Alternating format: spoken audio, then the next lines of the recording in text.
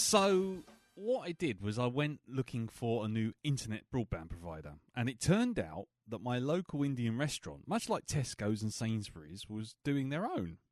The problem was it wasn't very good because it was only dial-up. Oh,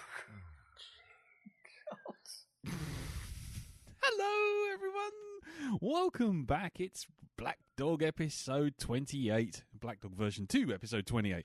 Hello, everyone. Yay. Look at the stunned sound of silence from another. Yeah, it's lovely. It's lovely. I'm just trying to record last week where we didn't have to put up with one of them silly jokes.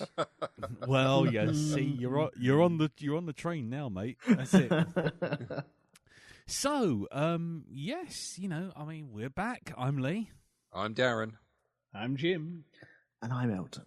And this week we'll see how everyone's week's been, and then we'll get on to our film, which is Jim's choice, which was Mindhorn. Mindhorn. Now, before we go too far, obviously, we've been away, and I'm not saying that we've been away doing anything nefarious or anything. But all I'm saying is, while we've been off, there's been a new Mass Effect game announced, Mass Effect Remaster, Sean Connery's dead, and we've got a new president. And on top of that, there's COVID vaccine on the way. So I'm not saying you should thank us. No.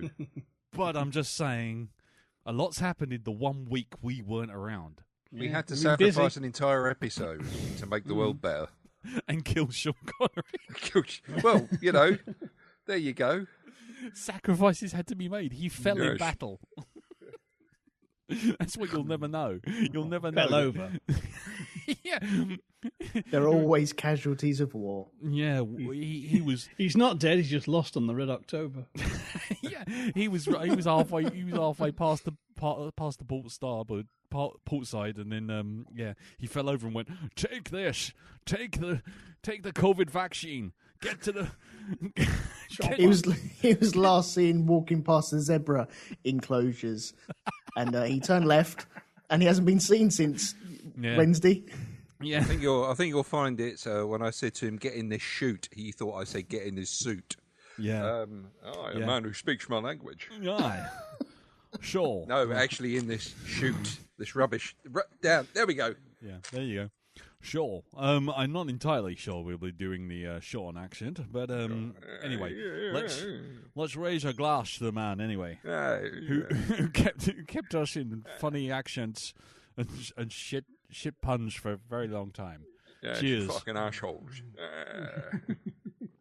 Anyway, right. So we will find out how everyone's week's been, and we shall start with Jim. How has your week been, sir? While we were off. A bit of a mixed bag. Yeah. I can't remember. I'd been to the dentist last time we spoke. Well, I had been to the dentist. And, you were gearing up for it. Yeah. So that's a huge raft of fillings done, and a bit of a broken tooth taken out. Oh man. That actually went all right. Actually, I told the little bugger, "Look, sorry, mate, you're fucking off. Don't give the nice lady dentist any trouble." And she was going, there's not much there to grip onto. Might have to refer you to the surgeon. So I'll do what I can. And she sort of, I go, here we go. She's going to give up. And she said, no, that's out now. I said, really? Oh, well, there you go. Oh, that's handy. On the downside, it all healed up. That was all good. But then on Sunday, it decided it was going to get an infection. And it was very painful indeed. But I had codeine left over from my back injury, so it's I'm having a proper Sunday to this week. Soft food and lying down a lot. Nice. But I was thinking, I'm going to have to go to the bloody dentist, which I really don't want to do in a COVID crisis if I can avoid it. No. But a top health tip: Manuka honey. Yeah. It's this honey made by bees in New Zealand who are magic or something. They get off they make honey from the Manuka flowers, and it has a natural antiviral and antibiotic enzyme in the nectar.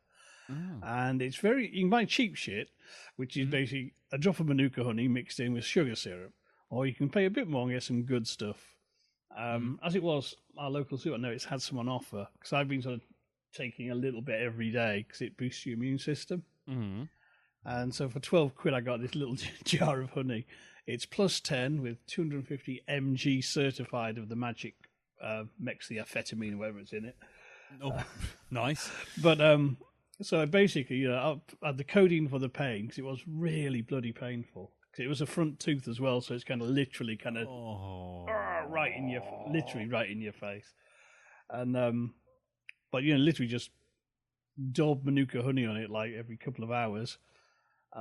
Monday woke up, gone. Infection gone. Nice. Yep. Blimey. Salute. It is worth the money. It is good stuff. Quicker than do you think antibiotics. somebody threw that on Donald Trump? Because, he's suddenly gone.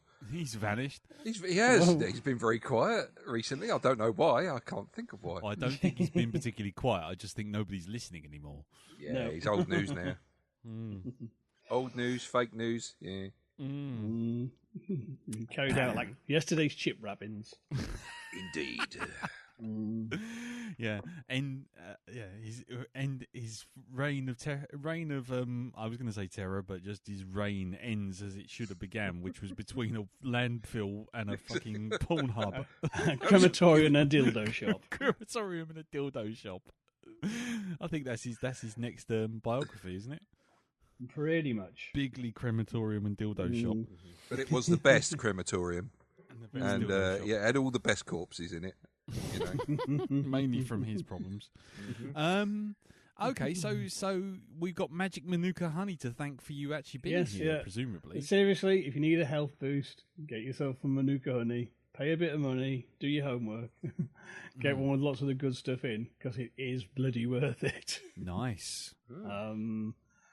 Hopefully you're going to avoid getting a case of anything nasty thanks to taking it. So we're on a regular basis. So that's good.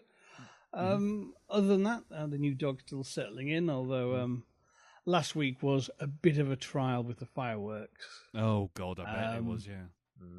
She wasn't too bad with them. She got used to these distant bangs, and that was fine, until some little cunt let off a giant banger literally the other side of our road, and it rattled our windows, and then that freaked her out.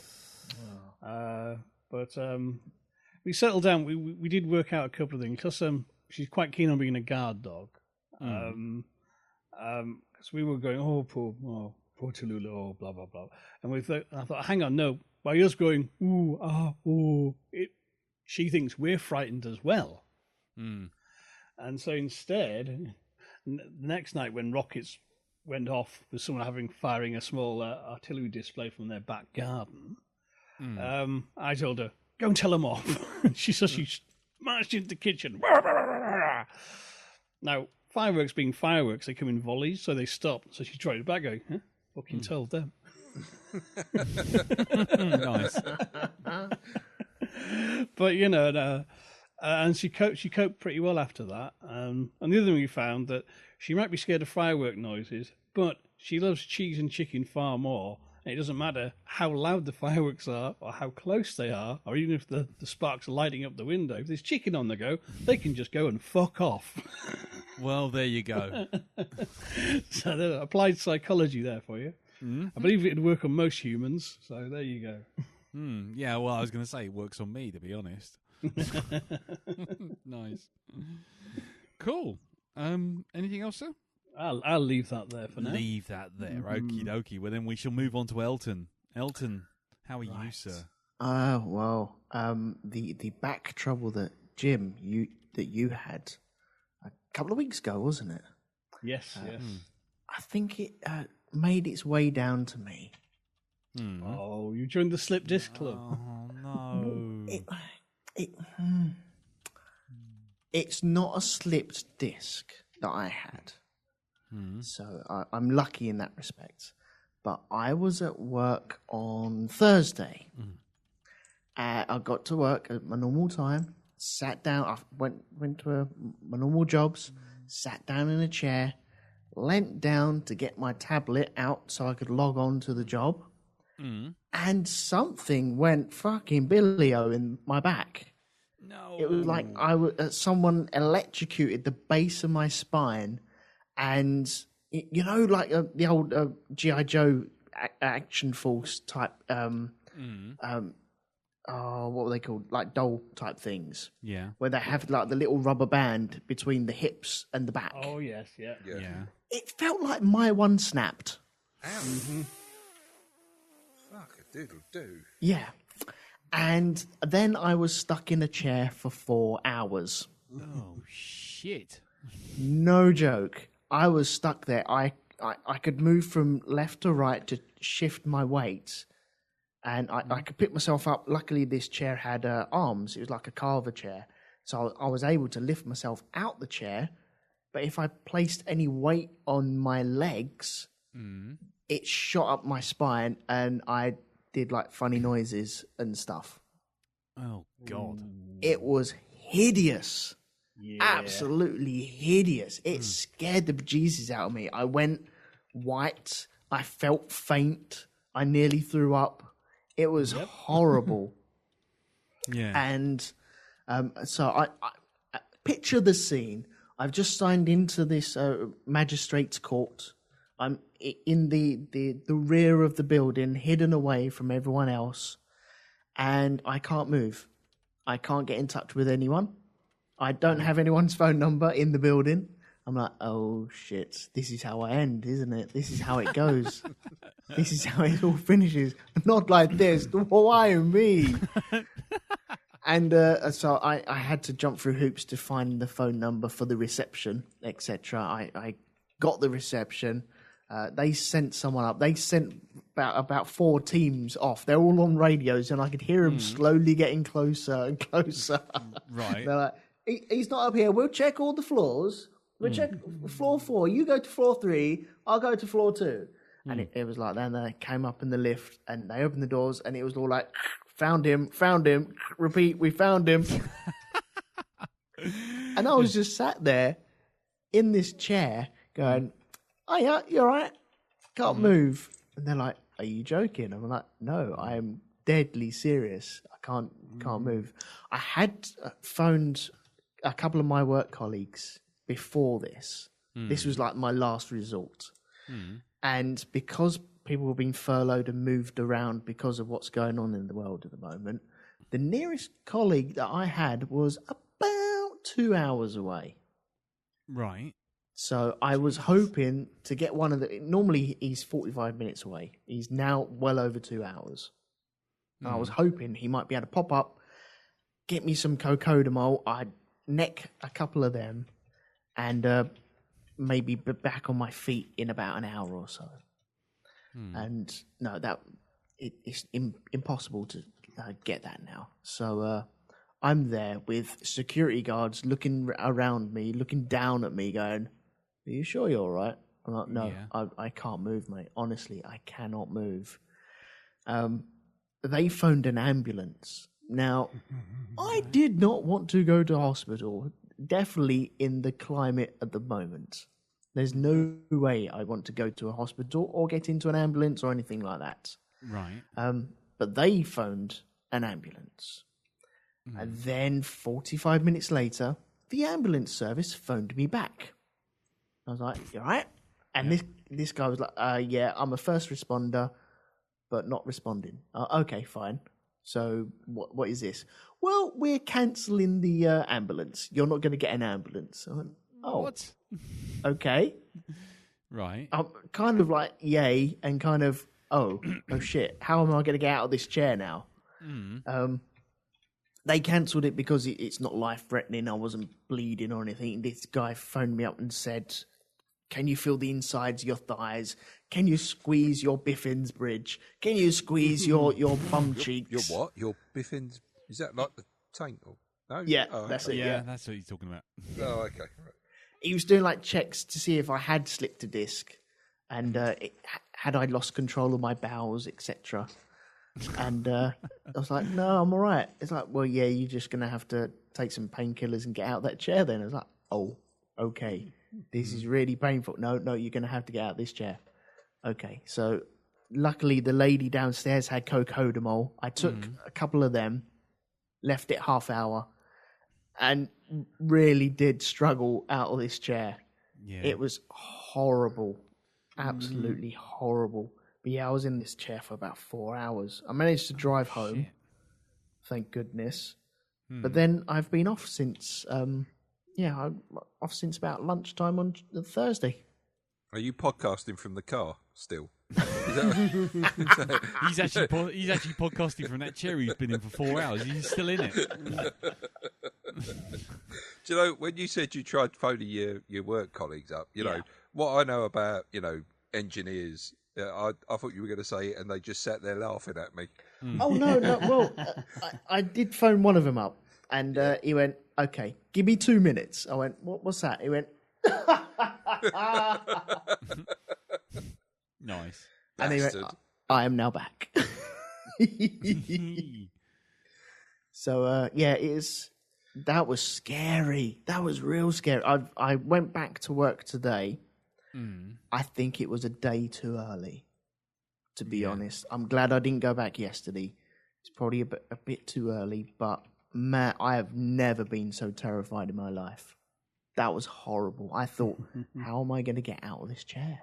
There was no way. I couldn't put my weight down at all.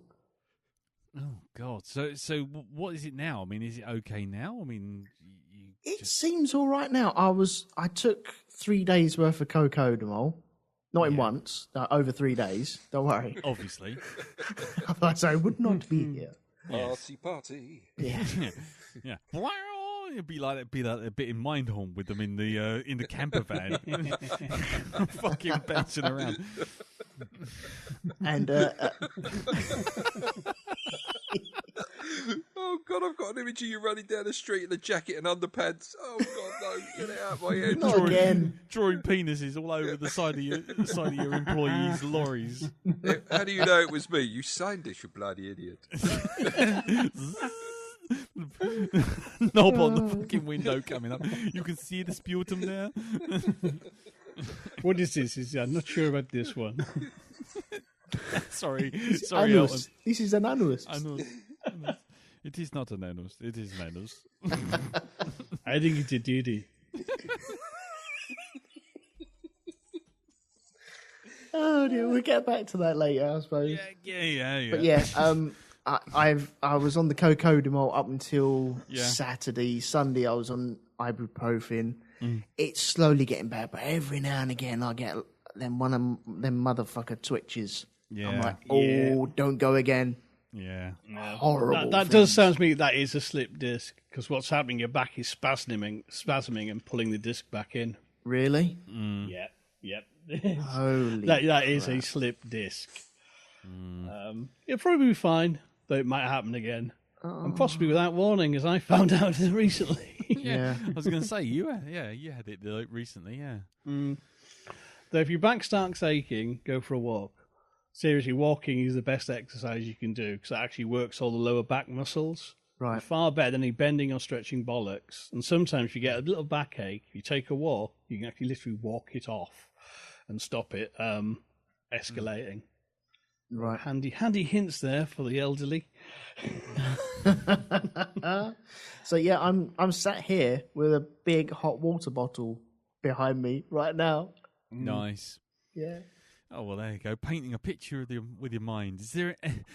I think that's probably taken up most of your week, is it? Sir? That's been it. Yeah, That's been it was it. terrifying. So everything else is kind of a blur, really. On cocodamol down in the Isle of Man, freaking That's right, fuck out in a camper van. Right. Okay then. Cool. Well, not cool really, but bloody hell. Well, if you need to bail for whatever reason because your back suddenly gives you jip, just yell. Don't just worry. do the safety word, which is usually ah. If we hear something twanging like the guitar track on a Johnny Cash single, then we know what's happened. Yeah. All right? Yeah. Okay. Well, cool. Well, not cool. What am I talking about? Anyway. So, Darren. Yes. How about you? Any terrors have befallen you this week?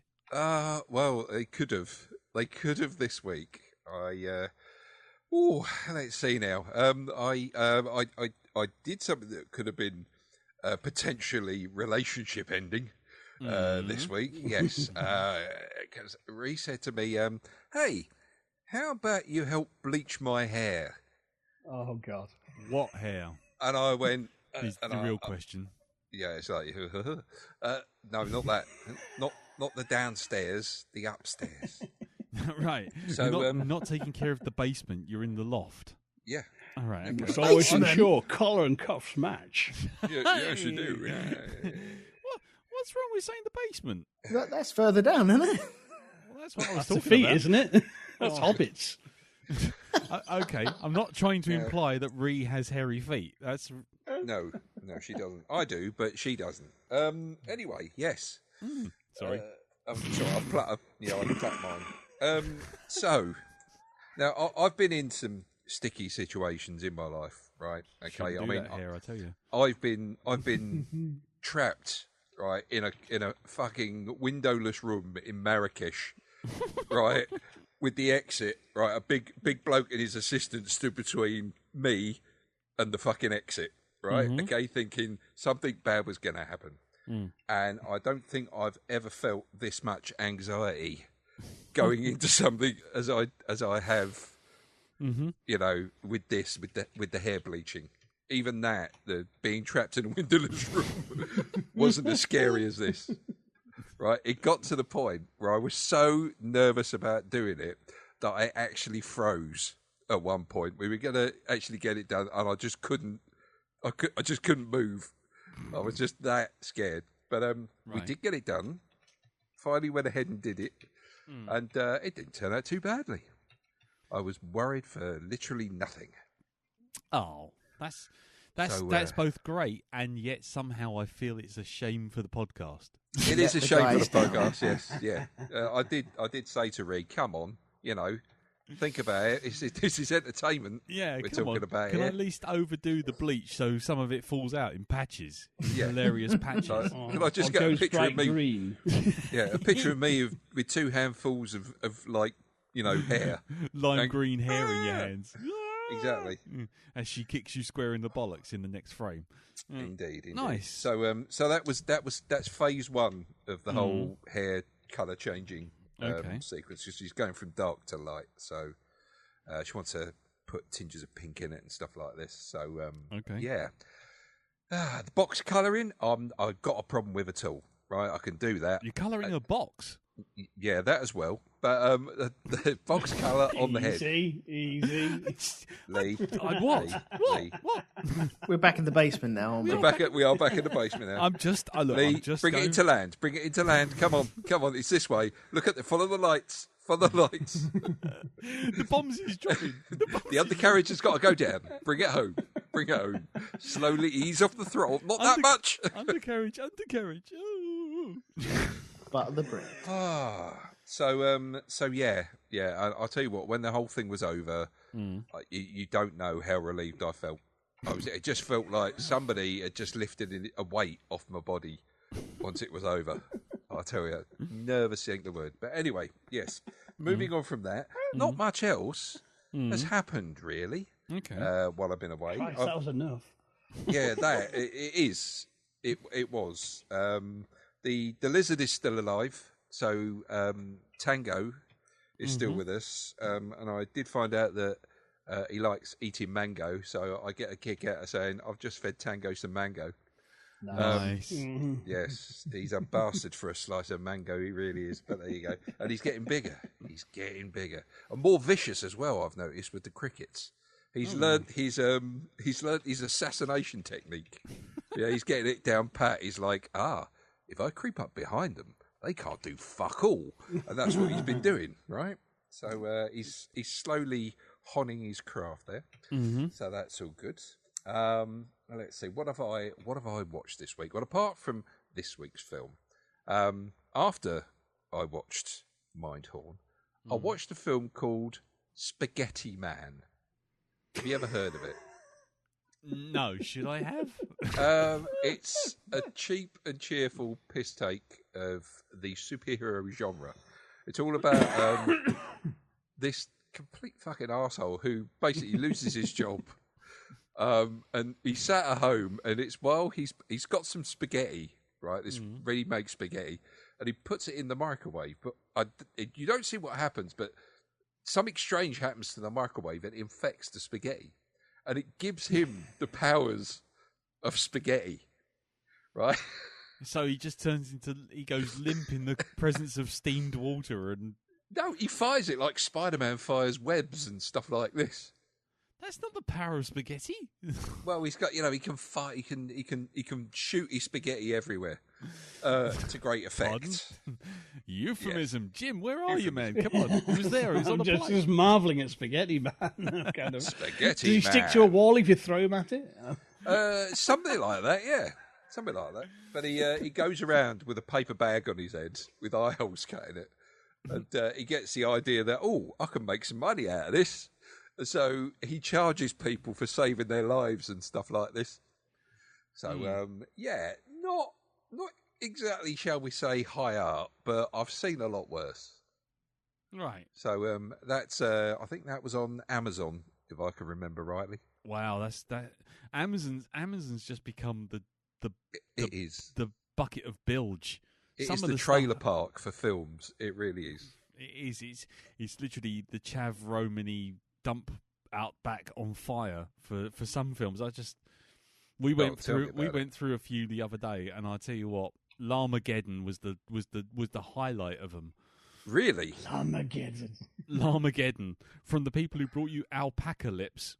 And on top of that, there's ones like Bear Kano, and life, really? Seriously, we're gonna have a schlock season. I think we should. A serious schlock season, because you would not believe the shit that's on there. We got so many listed up, ready to go. They are literally the worst things I've ever seen. Look, I put the trailer on the Facebook group. Yeah. For Larmageddon. Just check it out. Just check it out. You 5 minutes of it. Once the llama with the badly composited red eyes appears over the top of someone sitting in a hot tub, that's when you know you're in. And it's a real llama, but it's clearly not doing anything. There's no animal wrangling going on. It just happens to be a llama in shot. Okay. Yeah. Actually, that does remind me of something I did see today. There's a group of guys who go ahead and they try and rectify bad CG in films, right? And they'll redo the scene and retouch the CG and everything. Yeah. And they took on the massive task of making Birdemic look better. How? Well, they changed the ends. They basically get the birds, and they actually do like 3D birds rather than fucking clip art. Right, so they do that with it, but then they changed the last scene so that the people were fighting and like an end of level boss bird. So it's like this. They show you what they do. They got this like free sculpting software that they've got online, and what they've done is they get this basic model of a muscle man, and they turn it into like a half man, half eagle, and they have it fight them at the end of the film, and they actually managed to find the actress who's in the original movie, and they get her to record some extra bits for it. And I actually really want to see it now. I know the acting shit, but I just want to see it for the special effects. So there was that. But last thing this week on the games front, I purchased a copy of Assassin's Creed Odyssey. Oh, right. Which is the one that came out previously. It's a game that I've had my eye on for a while, just because there's an awful lot of the mythology that gets involved in this from the DLC and stuff like this. And it all takes place when Greece is going into a civil war. The Spartans are attacking the Athenian troops and stuff like this. Yep. And you play I think her name's Cassandra. And she's somebody who turned up on Cephalonia as a small child. She escaped in a boat for various reasons from actual Sparta itself. And she grows up on the island with this con man who teaches her how to, tells her how to do like the long con and stuff like this. And she learns combat, and she becomes quite a shit hot sort of mercenary. Yeah. The difference in this game with the other ones. You know, in most Assassin's Creed games, you get the wrist knife. Well, they've replaced that with the Spear of Leonardus. So it's the broken spear from King Leonardus's spear. So she's got that because her dad was in the Spartan army. Yeah. And he knew Leonardus and stuff like this. And yeah, it's a fantastic game. It's kind of, if you enjoyed Black Flag, I think you'd enjoy this as well, because you do get the sea combat, because you get your own this great big Greek battleship, right? That you can sort of like staff it with sailors, but you get to choose the sort of sailors you got on there. At the moment, I've got elite Spartans. Oh yeah. So you can do like you got bows and you got attacking boats with bows and javelins. But I'll tell you what, the sea battles themselves are no less exciting than the ones in Black Flag. It's really, really good. It doesn't seem like the same run of the mill Assassin's Creed game. It's more like an RPG than anything else. But yeah, combat it fantastic, beautifully drawn. And it is one of those games where you stop and just look at the horizon and see the scenery and just see how beautiful it actually is. Nice. So there we go. And I got that for, what was it, off of CD keys for $24.99. That's the entire thing. That's the season pass and the game. So you get, you get Assassin's Creed Odyssey, The Fate of Atlantis, and stuff like that, and The First Blade, and all the 3 major story pieces of DLC with it. So yeah.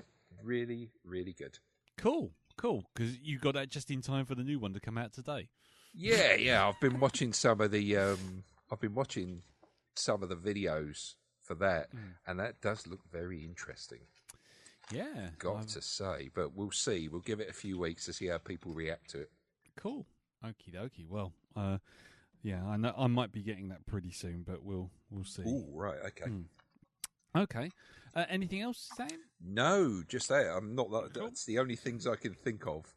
Okay. Anyway. Well, in which case, just quickly on my one, I finally got round to watching the whole of the first season of Mandalorian. I finally returned to Star Wars after a hiatus of about 4 years. Yep. What did you think? I think it's exactly what I thought it would be, which is it's everything you'd get if you just stuck a kid who used to play with loads of Star Wars toys in a room and said, write scripts based on your games you played. Yeah. It's literally just take a load of different action figures that all look like things from Star Wars and just smash them together until a plot eventually comes out. And yeah, it's okay. It's fine. It doesn't do anything that makes me angry or makes me excited. It's fine. I watch it and I think, oh, it's quite cool, and then I kind of forget it and move on. I have to say though, Pedro Pascal, I think he's in hospital at the moment because he's done his back in carrying the entire Star Wars franchise on his fucking shoulders. It is that kind of show. It's nice, simple, straightforward. It's like, yeah, let's just put it. Let's tone it down a bit. Yeah. So, have you seen the entire? Season? Yeah. First season, yes. First season, right? Okay. Because I started season 2 last week. Right. And yeah, interesting. Yeah. Well, I'll get around to it, but I'm not in a. I don't come away from any episode thinking I must watch the next one. I just come away thinking that was fun. That's 30 minutes nice and past, I kind of just plod through it and just move on, which I think is kind of how I am with most Star Wars these days. I'm not sitting there going, oh, great, more Star Wars. I'm just like, whatever. No, but it's not overexcitement for it, is it? But I think it's in quite a nice place where you do sit down, enjoy what you've seen, and then you can go away and then you're not angry. You're not cross about it. You because you're so far behind what was going on, you're not jumping onto the internet and seeing people talking about it, about the next episode or anything like that. It's that's gone, isn't it? So yeah. I mean that's the really interesting thing. I'm just like I'm so I have so little investment in anything I used to be invested in, and I don't know whether that's age, cynicism, just tired of all the fan bullshit. I don't know what everything, really. Probably a bit of everything, but I just watch it. I just kind of go, yeah, that's all right, and just move on. But there was one episode with a prison break, which had me feeling like I was watching a fan film made by some over-enthusiastic cosplayers. That's the one with Bill Burr in it, isn't it? Where they're on the ship. They're on the ship. That's the prison break one. Yeah, who's Bill Burr? Bill Burr is an American comedian who got a one episode in it as a bounty hunter that was helping the Mandalorian. He was the bald guy. In the crew. Him. Yeah, that one. I don't know. I got completely put off by the female. I'm so sexy, but I can only be PG sexy. Wah! And I have to just keep acting by going. Wah! It's just like, fuck off. Is Bill Burr the guy that plays like the devilly type person? No, that was definitely Clancy Brown. You could, yeah. No, Bill Burr must be the guy with the gun on little robot arm gun on his shoulder. That's right. He's the kind of the guy that's in charge of the bunch of them. Mm. But anyway, yeah. So I watched that and I thought, yeah, that's fine. Been done. Move on. I also played and completed The Outer Worlds. Ah, right. Okay. Did you do the DLC? Or? I did not, because I could not get away from that game fast enough. No? Didn't like it? I liked it. What I didn't like was how everything was structured and how long it took to load between levels. I mean, I'm on a PlayStation 4 Pro, and still the fucking thing was taking 45 to 50 seconds between level loads.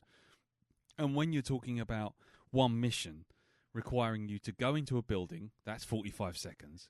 You go up to a counter, you say, "Can I have the thing?" The person gives you the thing. It costs you another 45 seconds to get out of the building. Then you run across a map. It takes you about 10 seconds. Then it takes you another 45 seconds to go into another building, to talk to another person, to give them a box, then come out, and another 45 seconds to get back to the main map. Then you've got to walk to your spaceship. That takes you another 10 seconds. And then to get into the spaceship is another 45 seconds. I mean, you literally do, in terms of gameplay, about 3 minutes of gameplay for every 15 minutes worth of loading. And when you get missions which literally have you jumping in and out of buildings and in and out of little zones, it's just like, oh, fuck off. I've got not enough life in my life left to play this game. Literally, fetch quests which say, oh, you've got to go here and pick up like 10 animal skins, and go to this planet and pick up 10 animal skins, and do this, go here and do this and pick this up. And you're like, what for? What am I actually doing this for? And then the plot just goes, and now you've got a shiny hammer. And it's like a shiny hammer that's underpowered for what I want. And on top of that, it's no better than any of the other shit that I pick up for free all around the maps everywhere. And it's taken me about 45 minutes to basically go onto 3 maps and shoot 3 creatures. It's just literally just fuck off. So, yeah, I powered through that with a sort of angry fuck face, kind of like, hate wank kind of face. I was just like, get it done! Just finish it! I don't want to play this anymore, but I can't have it hanging around on my fucking uncompleted list. So, yeah, I got that done. And I didn't even hang around for the stupid ending, which was pathetic, frankly. You just go in, you see a lady, you shoot her, and then it goes, now here's the epilogue, and it literally just reads you an epilogue and just gives you a load of still frames and says, this happened, that happened, this happened, that happened, this happened, that happened, the end, and then rolls through a set of credits, and you're like, wow, okay, fair enough. What else? I've got myself some new glasses. I've got myself some bifocals. Way, look at this. So I'm not Mr. Two Glasses anymore, resting them on my nose and resting the index set on top of them, like some kind of guy out of Blade Runner looking at eyes. Right, okay. So you made the leap then. You're no longer bifocal curious. I'm not bifocal curious anymore. No, right, good stuff. Well, I wanted to try them out, so I bought them on Amazon for like 17 quid, some cheap off the shelf bunch. that just got the got them right, got the right sort of mix of lenses. It was like, I thought you were going to say you got them off of Wish.com or something like that. It's like, yeah, fuck? You asking for trouble? A bifocal monocle, off a Wish. And I'd like to complain. Only one half of my glasses turned up. Yeah. Yeah, it's a monocle for a centaur, for a cyclops. Sorry. Anyway, so yeah, but the problem is I have right now is I'm just trying to get used to them, and there's every part of these bifocals has a little sweet spot that you can look through. So like for looking down, look down to sort of focus on reading, look up to see distance. But what's happening right now as we speak, is the monitor I'm sitting at is just in that dead zone between too far and too close. And my bifocals at the moment, I'm having to sort of rock my head like some kind of rave dancing parakeet just to see what I'm reading on the screen right now. So I'm having to so if my voice keeps waving in and out, that's because I'm trying to read. Because if I move my eyes under these bifocals, it's like being drunk. Everything phases out. Ooh. Tell us what next week's lottery numbers are. Go on. I can't tell you what next week's lottery numbers are, but I can tell you the name of the one that will come before, and one that will lead us into salvation. The elder gods. I can see them. I can see them through the fabric of reality. It's a bit weird, and every now and again I stand up and it feels like I've literally stood up on a ship on a very rough sea. It's like, so I'm just like trying to get used to them at the moment. But if I work out, I'm going to go and buy myself a proper pair. But it was just like, I thought if I can at least get used to how these things work. And I know they're glasses, they just work. But it's just, if I can get used to this. Oh, are they Apple glasses then? Yeah, they're Apple glasses. They just work until they don't. Otherwise, what else? I kind of half-watched, because Carol watched it, a straight-to-Netflix film starring Ben Affleck, Pedro Pascal, one of the Hemsworths, and Charlie Hunnam, called Triple Frontier. Triple Frontier? Yeah, Triple Frontier. Okay. Is that a crime caper or something? Kind of. Imagine, basically, there's some military mercenaries who have basically gone back to being civvies. Oh, and who's the other guy? Oscar Isaac. And they've all gone back to civilian life, and then they find out about a drug dealer who's got like 250 million quid in his house.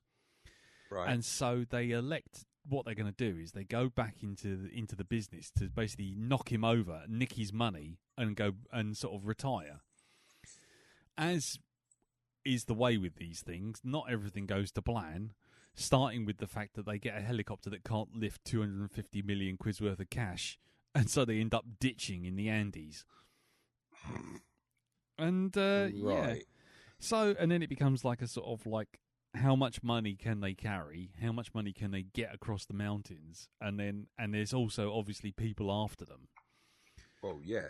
So, and it's not a great film. I'll give you, the cast is solid. It's not a great film, but if you want a Sunday afternoon sort of version of, now I can't remember which one it was, but there was something like, was it The Dirty Dozen or was it The Wild Geese or something like that, where it's like a war film where instead of actually just doing a rescue mission, they were basically nicking the Nazi gold. I think there was Three Kings as well. There was wasn't Three there? Kings that did that. Yeah, that's right. Tried to nick the gold from Saddam or someone like that, didn't it? Yeah. But there was definitely one. I think it was with Donald Sutherland or Richard Burton or one of those. Kelly's Heroes. Kelly's Heroes. That's it. Yeah, that whole idea of they're going in to sort of nick the gold and then get the fuck out, but then it turns out they're sort of stuck. They can either stay with the gold or get shot, or they can try and nick what they can and get the fuck out. It's basically that again, with them trying to get over this, get through the Andes, get through the jungle, get over these mountains, get back to safety, and then get back to the ocean while being pursued by natives, nutters, and basically people trying to get their money back. So It's like I say, it's not an amazing film. It's as generic as they come. You can pretty much see who's going to make it and who isn't by the fact that some do things like, this is my daughter and I'm going to look after her. This might as well just go dead meat. You might as well just stamp that right on his fucking forehead right then and there. Another one who sort of says, I've got nothing else to lose, so he's going to be the one who's going to gain something from it. It's all laid out for you. But for a Sunday afternoon, middle of the road actioner with a fairly generic plot, it's not too bad. That's on Netflix. That's on Netflix. Okay. Yep, Netflix, Triple Frontier. Like I say, it's not amazing. I wouldn't go out of your way to watch it, but if you're at a loose end and you just think, I just want to put something on and just watch it, yeah, you could do a lot worse. What else? Oh, well, yeah. Well, I was on holiday. I went on holiday, or at least we tried to, because our holiday was supposed to be Centre Parks in Nottingham. Nottingham had this thing called Tier 3 land on it, like a ton of bricks. So that sort of went out the window. So then we went and looked at a place called Manor House, down in Manor House, which is kind of like a sort of like a holiday complexy thing down in Devon, down in Dorset sort of way. Looked at that, booked it all up, and then it went, where are you coming from? London. Oh, well, we don't accept anyone from Tier 2 areas. So that went, and it's like, oh, okay. So what are we going to do now? So we ended up in a townhouse in Hythe. Oh, right, okay. Now, Hythe is notable for one or two things. One, the average age of its populace is about 122. And two, the entire main street of Hythe is comprised of three things: tea shops, Sue Riders, and second-hand clothes stores. And that's it. And that all shut on Thursday, didn't it? Oh, yeah. Fuck off, really? So we got there. Yeah, we were there for about 2 days, and then everything shut. So, yeah. Have they gone yet? I mean, literally, I think we were the only people within a sort of square 300 miles that actually could use their own legs. So a lot of mobility scooters, I'd imagine. It was every 7 o'clock every evening. All the lights would dim as they all went on charge. It's like living in the future with electric cars, but no, it's not. No, it's not. Yeah, and the area, and then on the Monday we were there. We went in, and there was kind of on TripAdvisor for Hythe. There's this one place they say everyone should go, which is this pub called the Butt of Sherry. No, I didn't get to meet Sherry. Ha ha ha, easy.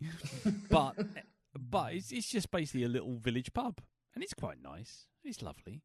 But we went in there and we sat down, and all the COVID things in place. You got one table and then 60 feet worth of perspex, and then another table. And we sat down, and then all of a sudden, on the radio, on the stereo, over the top of this whole thing, so this is Christmas. Oh, no. And what have you done? Oh, my God. For the next 2.5 hours, we were regaled with Christmas track after Christmas track after Christmas track. Beautiful, man. Beautiful. Lovely. So, that's it. My Christmas has started, and it was only just the beginning of November. Yay! So I was going out of my fucking mind by the end, and when we got to sort of like, Santa Claus is coming to town. Oh, yay! That was it. Did you get out before you were ejected from Whamageddon?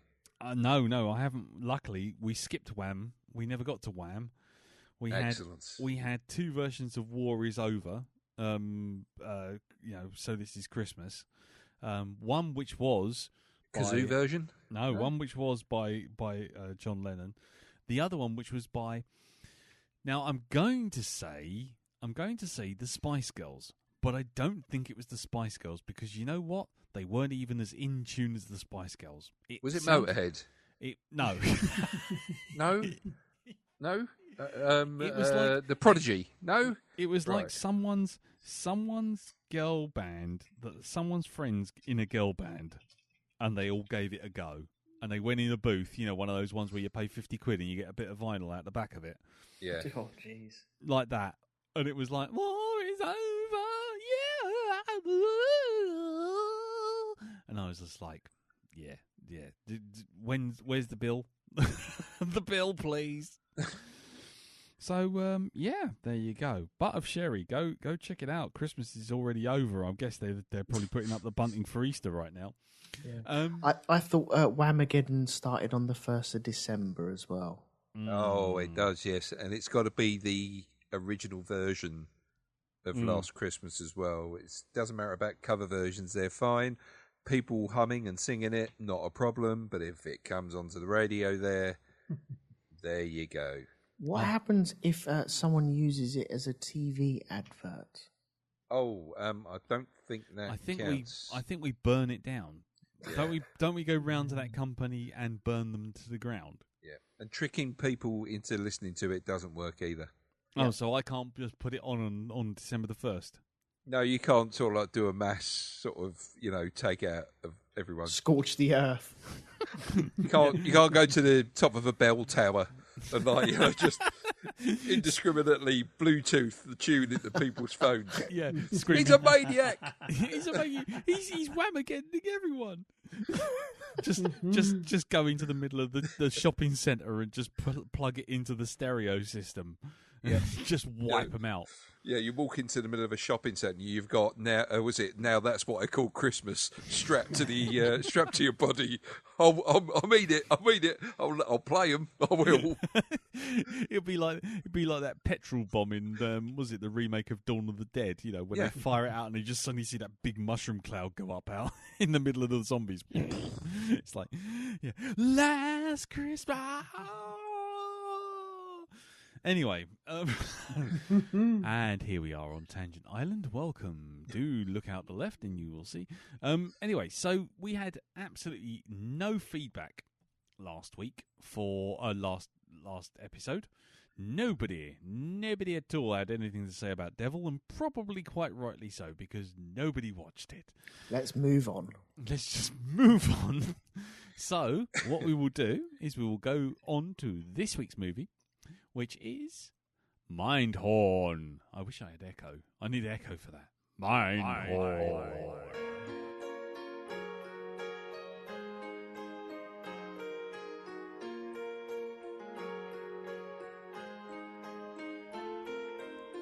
I see it's nearly 5 o'clock. I'm here at home, my work's all done. No question where I'll be tonight, a place of cinematic fun. It's the lockdown, but I will not pout. Oh, my friends, I won't be seeing this out alone.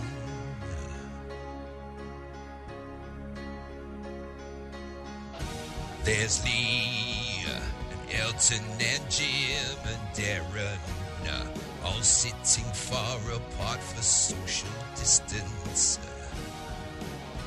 We're at the shut-in cinema, down in the bunker of Shun. Down in the bunker of Shun.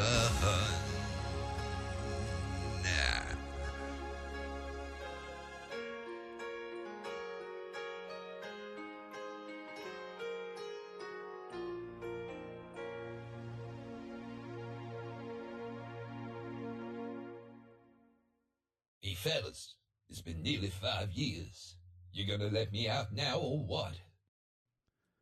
No. So, Mindhorn. Do an echo. Mindhorn.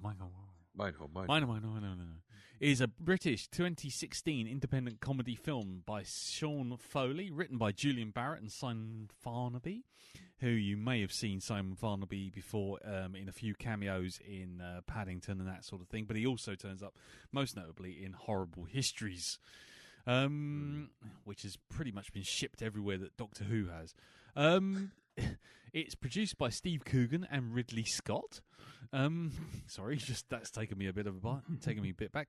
And stars Julian Barrett, Simon Farnaby, Essie Davis, Russell Tovey, and Andrea Riseborough, with cameo performances by Kenneth Branagh and Simon Callow as themselves.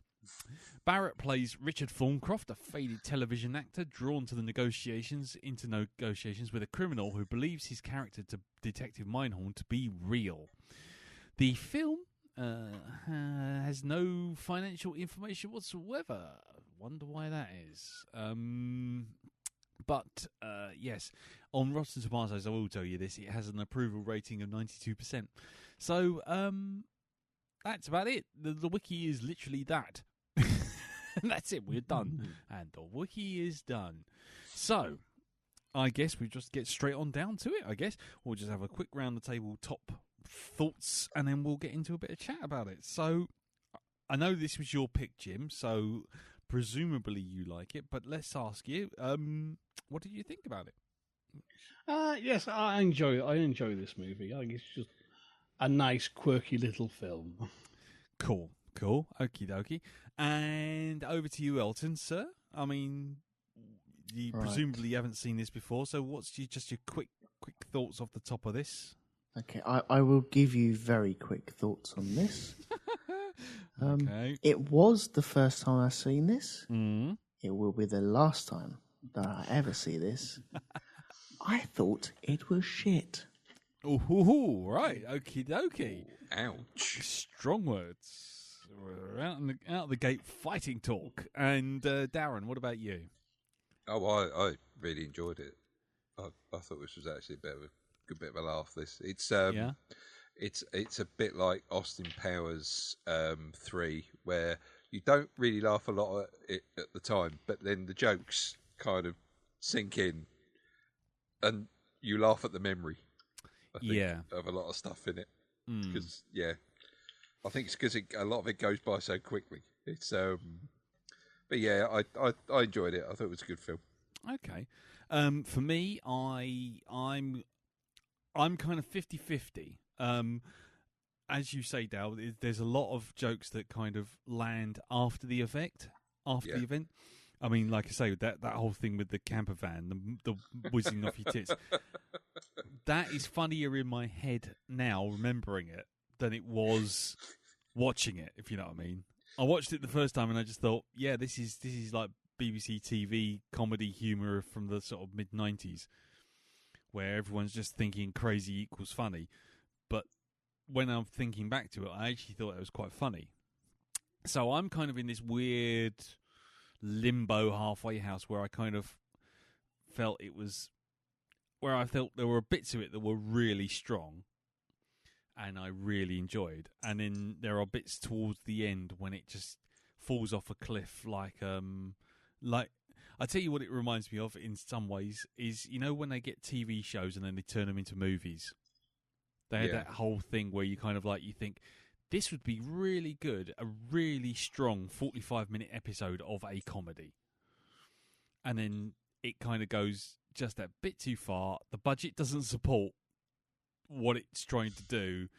And it just comes off as being like, well, we just filmed 2 episodes and put them back to back. It's really weird. So, yeah, I think that's the best way of putting it for me. I didn't hate it.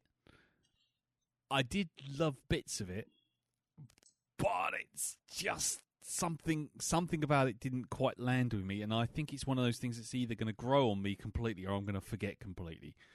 But at the moment, I'm kind of in that. I'm trying not to sort of damn it too much because, as you say, especially with things like Austin Powers 3, which both of us went to the cinema to see. Yeah, and it was only after, wasn't it, where we got the laughs. The jokes kind of came in afterwards. You know, shat on a turtle. Oh, you look like a little tripod there. Oh, yeah, sort of thing. Can I paint his you gold? No, you crazy Dutch bastard. So all of that stuff is after the event. And I think this could be that again. But I'm not sure. And so I'm kind of Because my first initial thoughts after watching it was just like, well, but the more I think about it, the more I think bits of it are funny. But anyway, a bit like Dark Place. I was very similar with that with Dark Place as well, which I think is kind of spiritual predecessor. Very much so. I mean, when I first saw Dark Place, I thought it was terrible. And likewise, when I first saw the IT Crowd, I thought that was terrible. When I first saw the Mighty Boosh, I thought that was terrible. When I first saw Big Rig's Big Night Out, I thought that was terrible. Yeah. And I love them all to bits now. Yeah. It's a very strange syndrome that someone needs to do a PhD paper on. Yeah, I think you're right. There's a sort of second wave effect with some types of comedy that either you're not in on it or you have to get into a sort of, I don't know, you have to get into that sort of pop culture reference side of things. Do you know what I mean? Where if everyone starts falling in and saying the same things, and they become almost like a verbal shorthand between you and your friends, that makes it funnier. Does that make sense? Yeah. Yeah. Yeah. I mean, Elton's. I know you're completely down on it. I mean, why don't we start with you? I mean, was it just none of it landed, or did you? What was it about it that turned you off? It felt like it was trying way too hard. Mm-hmm. So hard. It was just. Yeah, I think you're right. None of it really landed. It just felt everything that I didn't like about British comedy. It tries too hard. It says, "Oh look, I'm so wacky." And as soon as you say, "Oh look, I'm wacky," null and voids the wackiness.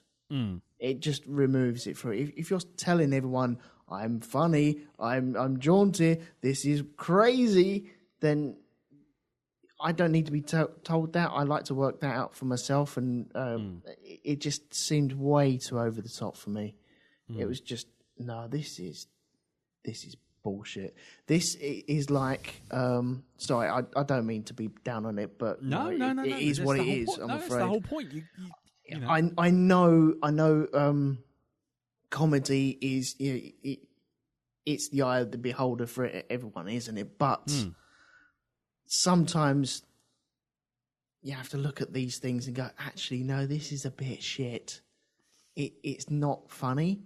It does. I didn't laugh a single bit. I think you're right. There might be bits where we're talking about it and we're laughing about it, and oh yeah, I remember that. But when I'm sat there watching Stone Cold, going, what the fuck am I watching here? I just didn't. It's not my type of thing. It's like taking your dog out for a walk, right? And you're keeping an eye on your dog, and you're seeing it curling one off. And you're like, okay, I'm just going to reach in and get a bag. And you reach down, you get a bag. I'm glad you said getting a bag there. Yeah. You're going to say something like, you reach in and get a good old handful. And you open up the bag, you put your hand in the bag, and then you're like, where's it gone? Oh, shit. And so you look around, you see one on the floor, you go pick it up, and it's a cold one. You're like, oh, fuck. I've picked up someone else's shit now, haven't I? And so now you're mad at yourself missing your own dog shit. You found someone else's dog shit, and now you still have to pick up your dog shit as well. So now you're mad at the dog, you're mad at the other dog that's done that, you're mad at the other owner that left it there, you're mad at yourself for missing it, and then you're like, okay, then you find it's bullshit. It really is. It's just, I don't know what to say about this. I'm really struggling with this one. I didn't find any of it funny whatsoever. It is, you can tell it is written by the people that are starring in it. Yeah. It's just for them, isn't it? And it is, other people will find this funny because I find this funny. No, mate, no, not everyone's going to find this funny. And so I'm really sorry. I feel so bad about this, but fuck it, it was shit. I feel really sorry about this, but fuck it. Yeah. No, I mean, to be quite honest, I think you got it right at the beginning there, and I think we should acknowledge this right up front that humour absolutely is in the ear of the beholder, the eye definitely of the beholder. subjective. It's just No like, two there's ways no about such thing. Yeah, no such thing as a greatest hits album. It's like, well, what do you think is a greatest hits? Exactly. I mean, there are comedians out there which everyone sort of swears Black is Blue is the best thing ever, and I will watch them and I'll just be like, Stuart Lee is one that comes to mind. You know, I can admire he's clever, and I can admire that his routines work in a particular way. But for me, I just go, oh, fucking get over yourself and just piss off. Whereas, you know, other people are rolling on the floor. And yet, you know, and similarly, this very podcast, what we do, you know, some people, crazy as that might seem, actually find us funny. But there are millions of people who listen to this and just listen once and go, nah, and then fuck off. Yep. And so, you know, I don't condemn anyone for liking any type of humour because, you know, unless it's Mrs. Brown's Boys, in which case, get help. Yeah, you're But wrong. no, that is never ever funny in any situation whatsoever. That is the bedrock. Yeah, that's like Minecraft when you sort of dig through that last layer thinking you're going to get diamonds and go straight into a lava pool. Yep. One for the gamers out there. Yeah, so don't apologise, mate, because there are, like I say, there's humour that I know that I laugh my arse off at, and that if we put it on the docket now, no one will laugh. Yeah. Or if they do, we'll get drummed out. We'll get burning torches on Twitter or something like that. But I can see why it is funny. This, I cannot. Honestly, it's beige. That's it. It's just, okay, you find that funny over there that you wrote it? Fine. I do not find this funny. And nothing will change for that, for me. No, that's fine. That's fine. But, you know, don't worry, we won't be jumping on you if we start saying some bits and then you suddenly find those bits funny, because that will be exactly the point, you know. Yeah, I will find that funny, and I will join in. Yeah, easy go. So, okay then. Well, in which case, I mean, Darren, you're the polar opposite. This is the first time you've watched this and you really like it. Yeah. So, hit us with it, mate. Go for it. Well, I think it's the guy who plays the lead role. Him, I've seen him in The Mighty Boosh. And Julian Barrett. I always thought. I know a lot of people automatically think it's. Oh Christ! The guy who plays Vince Noir. What's his name? Noel Fielding. Noel Fielding. That's it. They automatically think he's the cool one and the funny one. But me, it's Howard Moon, who's played by Julian. He's the funniest one in it, as far as I'm concerned. Vince Noir's character's all right, you know, and I get a bit of a chuckle out of him. But Julian Barrett's one, his character is the one that I always laugh at. He's the one that his lines are the ones that I quote, you know. So I think he's just a funny guy anyway, and I like his delivery of stuff. And to tell you the truth, he isn't really playing a different character in this than he does in The Mighty Boosh. He is very much Howard Moon in this film. So for me, I get on with that straight away. You know, it's like putting on a comfortable pair of slippers or something. That's the point. You've tuned into the humour from the start. Yeah. So I like that, and I mean, I like Steve Coogan as well. You know, there's stuff I laugh at from him. You know, I've liked Alan Partridge all this time. I get the joke with that. You know, it's some people don't, some people do. You know, for me, it just seems very familiar. So automatically, I'm in with it, and I get where they're going. You know, and it's was it like I like the one you mentioned, Horrible Histories, that. Because it's got a lot of the people from, you know, some of the people from that in this. So for me, the humour works. I think it's quite a very British film. You know, it's that, and I get the whole John Nettles thing as well, with you know, people thinking they're not saying that John Nettles is like that at all, but I know that he had a bit of a fight trying to get citizenship on, was it Jersey, where they filmed Bergerac. They wouldn't let him become a resident. He was like, well, why not? I've played Bergerac, and it's like, so, do you know who I am? I'm John fucking Nettles. So it actually goes a bit deeper than that as well. Oh, it does? Yeah. Well, many, many years ago, before Bergerac, there was a series by the same production team called Shoestring. Yes. Starring Trevor Eve. Yes. And his thing was he was a private detective and computer specialist who worked for a radio station, and people would ring in with cases, and he was a private ear rather than a private eye. It was quite popular, ran for 2 series, but then Trevor Eve decided he didn't want to become a tele-detective, so he walked to do more diverse work in the theatre, darling. Yep. And so the production team effectively came up with Bergerac instead as a continuation, with Bergerac's gimmick being he's a detective on Jersey. And that ended up running for 30,000 years. Can I just say, and by the way, that's the parallel with Mindhorn, the series, and Windjammer. Yeah, that is the thing, isn't it? Yeah, It's that whole thing of because he's on the Isle of Man. It's like the cheap. How can you get a cheap version of fucking Bergerac? I mean, fuck me. But it's like it just takes out the piss out of that knowing with this. You know, I'm a detective on the Isle of fucking Man. That's it. And by the way, can I say, I don't know why, but I've always considered Trevor Eve to be the British Bruce Boxleitner. I don't know why. I just see him and I think Bruce Boxleitner. Mm-hmm. But the British one, I don't know if that's an insult or what, you know, but yeah. I don't know what to say to that. Okay, I don't know if necessarily there's much to be added to that particular line.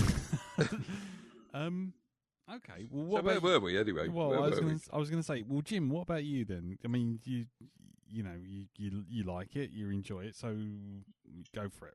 What are your thoughts, sir? Well, I grew up watching all these sort of ridiculous British TV shows that you thought were really cool at the time, and when you look back, you go, hang on, Bergerac, his gimmick as a detective was he was on Jersey, and that was it. Yep. You know what I mean? There was this whole thing of TV detectives had to have this quirk. I think it's still there now. Now they're just all fucking mental and autistic, which, you know, will be equally ridiculous in 10 years' time. We're going, why are we making fun of people with alternative cognitive functions? They're not all super detectives, you bastards. Yeah, Monk. Look forward to your cancellation in the future. All these other shows, you know, Bones and all the rest of them. But like in the 70s and the 80s, every detective had like some weird quirk, and it was in American shows as well. Kojak was bald and liked lollipops, and that made it different. Frank Cannon was a bit fat. Hi, my name's Frank Cannon, and I've just been fired. You know what I mean? It's kind of. I think it's sort of. It speaks to me on that kind of level, and kind of just the parochial, provincial shitness of Britain. Yeah. Yeah. And I think a lot of the difference between British comedy and American comedy is American comedy says, "Woo, yeah, we're so cool." British comedy goes, "We're all fucking losers." You know what I mean? In British comedy, the characters don't win. Yeah. And that's the important sort of psychological difference. And you know, a lot of British sort of comedy characters are failures and even monsters in their own way. You know what I mean? And kind of Mindhorn's kind of very gentle version of that. He's a man who's kind of, you know, had it, lost it, and he's still convinced he still has it and he's going to get it back, and he's thoroughly deluded, but in his heart of hearts he knows everything's gone badly south with it. Everything's gone along with his hairline. Yeah. The Benedict Cumberbatch backlash begins here. But I mean, for me, actually watching it the second time, I did think, actually, I think this could be a funnier film with a different director. I think the direction this time, must admit, thought the direction is really flat in places, and that doesn't land the jokes. Where a better director and a better editor, you'd have a far punchier movie. Yeah. I think the director of this, he was good at doing the pathos and the human drama and shooting the Isle of Man so it didn't look like a fucking shithole. But he didn't really... there's just something a bit standoffish in the direction and the editing that is actually... I was watching this time going, actually, if this had had the director of Paddington who actually cut his teeth directing the Mighty Boosh or something like that. You need some that kind of comedic zip that this director just didn't quite have. And there's a few things I thought, actually, that's funny, but in the hands of a different director with some different shots, it would be a lot funnier. Yeah. Well, it's interesting. I think that's maybe what you picked up on, Lee. Yeah. And I noticed it this time. It is kind of, there's a few bits where the pace slackens off and it's kind of, and a few jokes... They're good, they're good scenes, good jokes, but they're not just don't have the zip they need. That's right. Yeah, there's not that. It's that problem. It's that problem I have in terms of directing, where the directors come from a different medium. And in this case, I was just about to say, I'm just looking here, and I've noticed that he films a lot of and directs a lot of musicals and theatre, and that's part of the problem. It feels like it's not edited right, and that's what I think is the problem. Where I don't know if we remember this, but when we were doing some of the Leslie Nielsen films when he passed on, there's a thing which I always say about the fact that the film cuts away at the right point. So I mean, it's like there's something that I always find cheers me up now, which is on Reddit called well-timed scream cutoff, or something like that. And essentially, it's just as someone sort of like hits their hammer and they go, ah! And it just cuts. And that's the video. And it's just endless videos of people just starting to scream, and the video just gets cut at that exact point. It's endlessly hilarious. I was going to send it to you, actually, Dal, because please do. It had me in fits. There's just like people sort of like trying to pick up spiders, and it runs up their arm. You hear them go, ah! And it just cuts off. Or someone picks up a ladder, and you just hear, oh! And it just cuts. And that kind of editing can literally, as Darren's rightly proved, you can, if you can edit something snappily, you you can literally turn something that was like, something crap, like a sort of like You've Been Framed video, into something infinitely more hilarious, just simply by having it cut short or not hang around for any longer.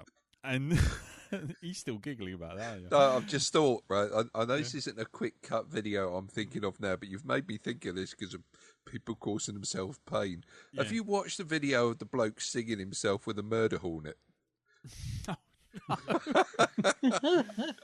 He goes, right, I'm going to show you what happens when you get stung by a murder hornet. And you can see, as the pain sets in, you can see he kind of regrets actually making this video, because he's just like, fuck. And it's like his blood is boiling inside his body. Yeah. And he's literally curled up on the floor, just swearing. Yeah. Here we go. It's just so everyone knows, it's reddit.com/r/perfectly cut screams. Perfectly cut screams, right? And like, not all, some of them are total TikTok cringe stuff, but every now and again you'll catch one where it's just like just someone going, even just like scenes from, like, I don't know, Red Dead Redemption, where someone goes, okay, I'm just going to bring this horse in. Come on, boy. Come closer, boy. And then as he does that, this fucking moose just comes out of the bush and just hits him. You just hear, oh! That's it. And so there's loads of things like that. Like, for every 5 that are complete shit, there's a gem in there. And it just proves timing is everything.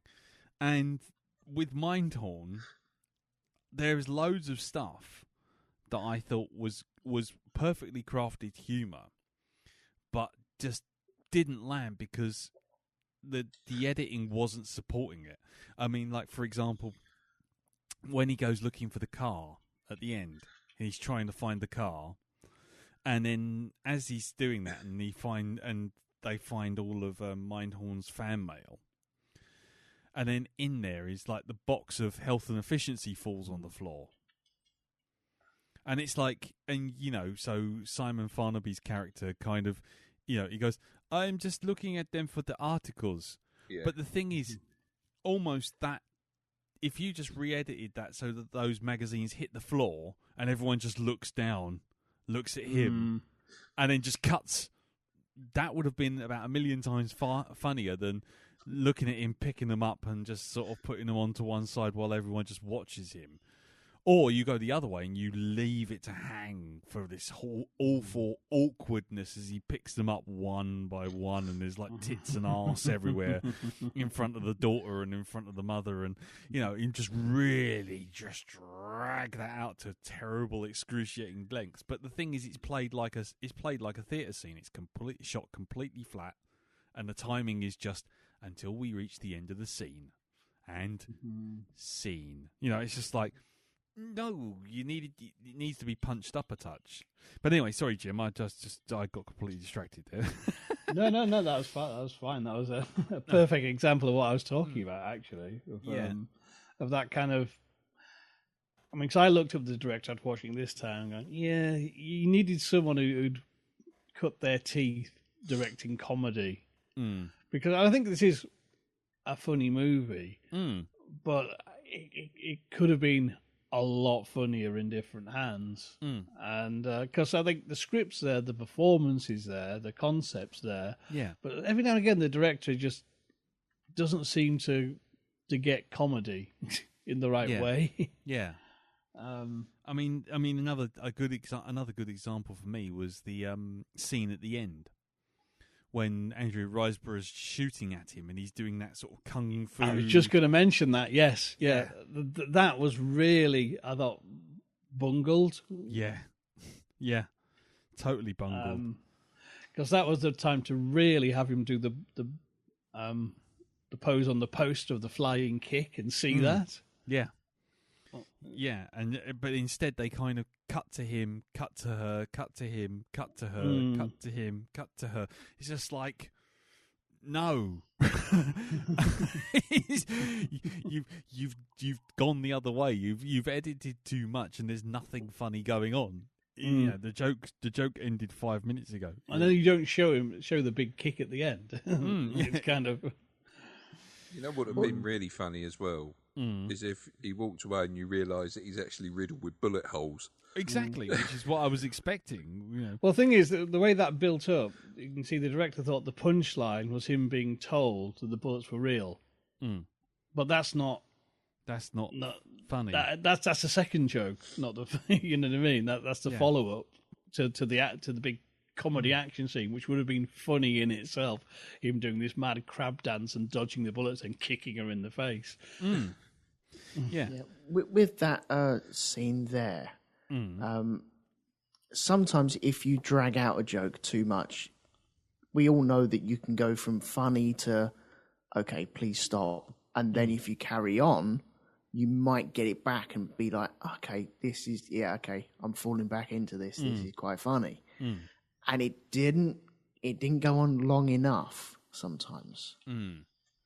And it was worried about going too far, but it wanted to keep doing the same joke again and again. And if you'd gone back to it maybe 2 more times, it might have worked. But for me, I was just sat there going, please end now. Please end now. This is utter tripe now. And I didn't find that very last scene at the very end where he's dodging bullets even remotely funny whatsoever. It just no. Yeah, but that's what I'm saying. I completely agree. It was one of those scenes where you think, on paper, this is proper comedy. he does, he believes in himself and his stupid jiu-jitsu taekwondo thing so much that he basically punches out the villain. But the way it's filmed, as Jim, as you rightly say, find out the bullets are real and he's actually riddled with holes, like Darren said, literally just go, have him sort of stand there and go, yes, the old taekwondo has done this fine, I'm fantastic, and then just have him look down and it's like his shirt's covered in blood and he just goes, and just cut. And then next thing you know, cut to a scene where he's recovering in hospital and he's got all these fucking pipes coming out of him or something. I mean, instantly... Just have him go where he says, I'm fine, and then it cuts to him in a hospital bed. No, just cut to an ambulance. And everyone going, breathe. Fucking anything like that. You just... Yeah, just have him go like, I'm fine, and then just have her look down and go, you're bleeding, and then just the fucking ambulance shooting off into the distance. But the film actually just ended right there, and that was the weirdest. That's the weirdest end of a film I've ever seen in my life. It just sort of like, it almost like they just ran out of pages and they just went, yeah, fuck it, that'll do. Is that enough to fill 80 minutes? Yes, I think that might just be it. Okay, fine, wrap. And scene. Thanks, everyone. I'll see you back at the house. I mean, like I say, there are bits of it I did enjoy. There are bits that I found funny. But I found them funny. I don't know if I found them funny because I've seen actors like that being twats. So for example, someone with, so full of himself going, yes, Mindhorn wouldn't answer. Mindhorn would make him wait, and would make it. And you see the phone ringing, and he's going, right, Detective Mindhorn, and he goes, oh, he's hung up. Scenes like that were funny for two levels. One, because you knew that was coming, and two, that whole actor preparation ponciness where they're not really a good actor but they're making a show of being a good actor, and it's just like that. I thought was really funny. The shoes are on, and all that kind of stuff, and the bit when he has to drive away but he can't actually drive stick, it's just like in the middle of a fight and stuff like that. I thought was really funny. The rave scene, for example, when you see the aftermath and he kind of gets up and he wanders out and the car's covered in cocks and balls, and there's like there's the stuntman going, and that is an anus? What is this? It looks like two titties. And there's the policeman going, no, it's an anus. You can see the cock. You look like a titty. Look like a titty. No, that's definitely an anus. That's a puckered anus. And stuff like that. I mean, that sort of stuff was funny because it was just straight, flat out funny. And there was no level of editing or directing that was going to change that, because it's just like when she just sits there and she just winds the window up and the cock just comes out of the fucking window, just right between her and him. I thought that was some of that stuff was really funny, but like I say, there was just too many bits where I just sat there thinking, on paper this is funny, but somewhere along the line someone's murdered this, whether it's in the direction, the editing, or whether or not someone's tried to improv a scene and it's just gone off the rails, and because there were bits like when he's taped into the Mindhorn costume where Russell Tovey glues him into. God. And straight away I'm thinking, that's actually really quite funny, But then the film sort of like, once you've realised how funny it is, you kind of go, yep, that's funny, okay, fine. But then you have him kind of just ambling around that room going, I'm stuck in it. I've got this glued to my face. I've got this stuck.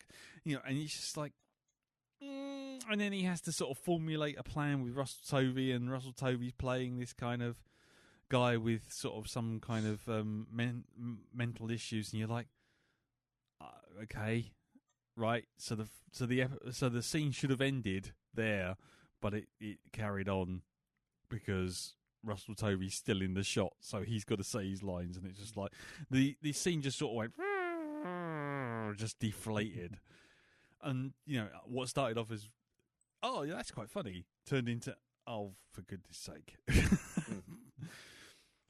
Sorry, I'm just kicking it now where I shouldn't be because I was, like I say, the more I think about it, the more bits I like. But sorry. Anyway, is you got you or Darren, you or Jim got any additional things? I mean, what was the bit that made you laugh the most, Dal? The bit that made me laugh the most, I think it was.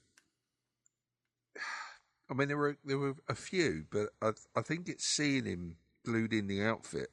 And it's that wide-eyed look of fucking terror he's got on his face through most of that when he's like, the woman's trying to talk him down, his ex. Mm. And he's just trying to explain to her what the fuck is going on. Mm. And they've already said, oh, yeah, he's a bit delusional, watch him, Mm. So I wouldn't say anything. So it's just, I mean, seeing him there in that, the whole... Am I thinking of something else? That's not a good sign. No, there was something else. Hold on. Wasn't there a bit with somebody getting hit by a van? No, there was the bit when he runs over the stuntman, and the stuntman does that thing where he goes rolling over and he falls on the floor, and he goes, "I was not ready." the car hits him. Mm. Yeah, but I think it's seeing him glued into the outfit and just that. Oh, and the caravan, the rave scene where you see him on the CCTV camera and what he's doing around town, running through the thing, just his underpants and a jacket. Mm. Yeah. So yeah, that. Oh, when he wakes up on he wakes up on the police chief's table. Yeah. And the final line as well. Oh, and I really respect you, Mindhorn. And he goes, "Oh, that's great, because that thing with your wife, that was just a one-off." And he went, "What?" He goes, "That's the spirit," and then walks off. I did like that. Cool. What about you, Jim? I particularly liked the archive footage of him being drunk on chat shows. Oh yeah, which was just kind of like flashbacks to.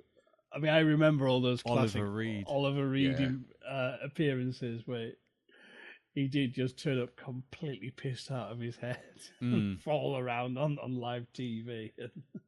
Yeah, we all thought it was great. Yeah, that's right. Probably shouldn't have done, but no, when he started, he just sort of was so pissed. He just got the band on. Was it in Parkinson when he got the band and he just started singing Wild Thing just randomly? Yeah. Taking off his trousers for no reason. Yeah. Yeah. And and it's things like that where you sit there and go, oh, well, actually, you know what? That's quite clever. That's quite a nice, interesting nod. And that sort of thing I find I do appreciate. But again, it's more appreciating than laughing at. Do you know what I mean? Mm. Sitting there going, oh yeah, that was that bit with Oliver Reed on Russell Hardy, or whatever. Yeah, you sailed me up the river on Wogan. That's the other thing. I think there's a lot of this film which relies quite heavily on a lot of sort of early 80s pop culture references. Yeah. Definitely. There was mention, like I say, the mentions of John Nettles' Midsummer Murders, Wogan. I think the Blankety Blank gets a mention at one point. There's loads of little bits and pieces like that, which to go to Elton's point, feels like they all sat around and laughed at it, and then you throw it out to an audience which is barely in on the joke in the first place, and then you throw in all these kind of really hardcore sort of English 80s references, and they're all sitting there going, and people were sort of sitting there going, well, okay. But if you throw it out to the right audience that knows exactly the same wavelength you're on, then it would be absolutely hilarious. Yeah, exactly. I mean, like, blimey, this podcast alone, with things like, back in the day, intros to Battle of the Planets and Ulysses 31 and shit like that, and everyone's like, either people got it or they didn't. But there'll be people looking at that listening to that going, what the fuck is this? So yeah, I mean, I get it entirely. What we do exactly the same thing, but anyway, I mean, do you think it relies too heavily on people's knowledge of British culture in the 80s, late 70s? Yeah. Because it has that Starsky and Hutch type vibe to it, doesn't it? Yeah. There's a couple of international references. I mean, the opening to Mindhorn looking like the $6 Million Man intro was really good. Again, it's that whole thing of sitting there, you go, oh yeah. And it's that thing of going, oh yeah, rather than going, ha ha ha. You're going, ah. Do you know what I mean? I found myself doing that more than laughing. I go, oh yeah, Midsummer Murders. Yep, I was there. Can I ask, when they went to get the second tape from the car, because there is a kind of plot in this, even though I don't know, I got lost in it. I don't think it really matters that there was a plot in there whatsoever. No. But the tape made of plasticine. Now, is that just because it was a prop, or because that's funny because it's plasticine, or what? What was I missing there? Well, the point was, in the Mindhorn annual, he says always make a copy of the evidence. So he made a copy of the tape, but out of plasticine. Oh, I see. Yeah. Okay. And that also goes back. That also calls back to the beginning of the film when they go in and they hear the phone ringing, and he's made loads of phones. And and one of the phones is made of plasticine because he's made a copy of it. Okay, got it. Yeah. It's quite funny. There's nothing less funny than talking about trying to break down comedy. It's quite funny, isn't it? It's like literally the fairy liquid in the oil of the oil and water mix of comedy. You just, the more you try and explain something while something's funny, it's quite like you just go, actually, it's it's gone. Do you know what scene I did enjoy in this though? It was when he went to Patricia's house, and he was spying on her through the actual house itself, or through a window at least, wasn't it? And then you met the stunt man, and he just came bowling up in his real small shorts, denim shorts. Yeah. And he's met him, and he's chatting away as if like nothing's happened, and there's little snide comments, and he's pointing at his belly. Oh, you've eaten too many biscuits, and I thought that was at that moment I was like, okay, I'm like, maybe I haven't given this a right go, and then he started to hide in the flowers and stuff like that, and then he walks off and hides the flowers to his left, and then goes the wrong way. He's like hides them again, and she ends up getting them anyway. But and she knows exactly what they're from. But that wasn't too bad. I was like, okay. But then you have Steve Coogan, and that's just a okay. You was trying to reel me in, and now I'm like, nope, I'm out again. Now I've got no problems with Steve Coogan. I don't mind him as a person or as an entertainer or anything like that. But this just felt jammed in there, as if like, oh, hang on, I've got Steve Coogan's phone number in my phone. Let's phone him up, see if he'll be in this film. Okay, brilliant. Let's do like another 15 minutes with him. That'll pad things out a little bit. Yeah. I have a real hot cold thing with Steve Coogan. Really, like, properly violently hot cold thing. I mean, there are moments I see of like Partridge, where I think that's funny. I like that. You know, Marjorie, the porn's gone off my telly. All those kind of things. And then there are other times when I watch him and I just think, I could not switch this guy off quick enough. The bits I like are when he's trying to be more, when he plays things more straight, such as like The Trip. I don't know if anyone's seen that with Rob Brydon, which I find that sort of level of humour quite funny. The two genuine people just having a crack at each other, but still staying with each other as friends. I like that. Whereas, you know, there are bits with Partridge and that sort of thing where I just kind of go, yeah, okay, you've just gone, well, if we can take it a little bit further. Well, can we take it a little bit further? And the joke kind of runs its course, falls off a cliff, and they just keep going. It's a bit like, oh, I can't say that. I can't say that. Maybe back in the old days I could have said that, but I can't say that now. Well done for censoring yourself. I tell you what, no one will be more pleased about that than the rest of my family. Early Lee in Early Black Dog would be very disappointed, though. Early Lee would be currently right now into a full-blown rant about blowjobs, but we aren't going there.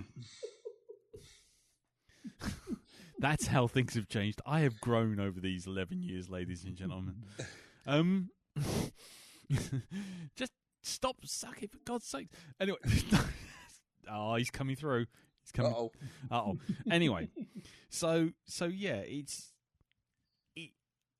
the thing with Steve Coogan in this is exactly the problem I have with this whole film. When I do have problems with it, it's just like it doesn't know when to stop. It doesn't know how best to use the tools in its arsenal. It's like you see him turn up. He's all super successful, and then you're like, right, okay, fine, that's great, we've done it. But then we have this whole bit of, you know, he's wandering around in his windjammer. He's kind of occasionally appearing and just embarrassing Mindhorn. There's some plot about he's the father of the daughter, which kind of appears and disappears and goes nowhere. And the guy I nearly said Thornbury. Is he Thornbury? What's he? Thorncroft. Thorncroft is so clueless that he just doesn't register. So that whole plot side of things kind of just disappears. Do you know what I mean? Yep. It's like if the character is too dim to realise it, even right up to the very end, then you kind of, well, if no one's going to care, even the film isn't going to care, then why should I care? In which case, well, what's that plot doing there? And, you know, even Frank Drebin knows that to kill the Queen is a bad thing. Do you know what I mean? In the first Naked Gun movie, whereas you get the feeling that if Richard Thorncroft was in that same situation, he'd be talking to the security guard next to the Queen while she's being offed, you know, and he'd be sitting there going, "Well, my work here is done," and then just wander off, and talking about his shoes. And sometimes that's part of the problem I have with some comedy, where they think that by having the character so utterly clueless and so utterly unaware, that's the funny bit. But that sort of humour for me only lasts so long before you think this... Well, you kind of zero into that comedy though, don't you? As soon as it's the Inspector Gadget thing where you know he's going to miss everything, and that's part of the plot as well. That's how you're going to get out of it. Exactly. Inspector Clouseau, that kind of thing, yeah. And you can have clueless people be compelling, interesting characters. I mean, Clouseau's a good example. You know, again, even though he's a complete idiot, he is still working to a purpose. You know, he is still trying to find the crazy Chief Inspector Dreyfus.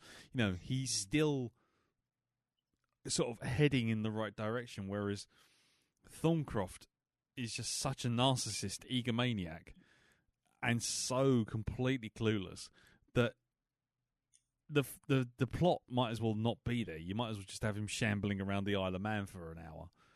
And it's just like, and that would have been fine, sort of like Local Hero, but we're crossed with Galaxy Quest. You know what I mean? It's just actually write that down. We'll have that.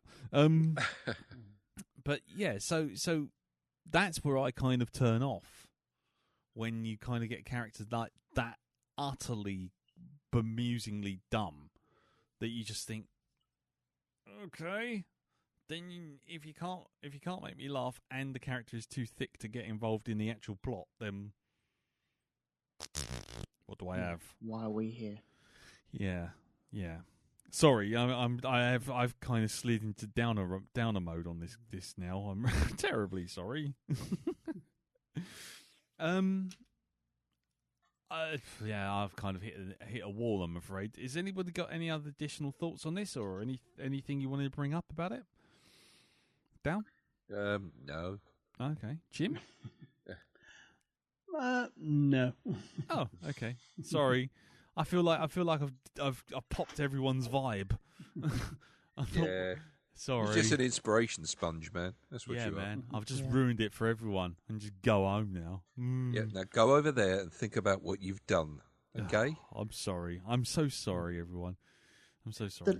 The lady that plays Patricia, she's in the Babadook, isn't she? Sorry? She's in the Babadook? Yeah. And what? Yeah, she's the main lady in the Babadook. Essie Davis? Yep. Do you know what? I did not recognise her. Oh my God. I did not recognise her. That's amazing. There you go. Oh, well, there you go. That's... Not that I've ever seen it, because it's a scary movie and I wouldn't be going down them lines, but yeah, I just had a little poke around and... That's a whole sack of King Edwards, that movie, isn't it? What, the Babadook? Do you know what? I think if we ever do that film, I would be interested to see what people thought, because I think it's like Lake Mungo in terms of it's a horror film, but it's not really a horror film. Yeah. Do you know what I mean? Mm-hmm. It's not really about monsters, not real ones. It's about something entirely different. Has anyone else seen it? Jim, have you seen Babadook? Yes, yeah.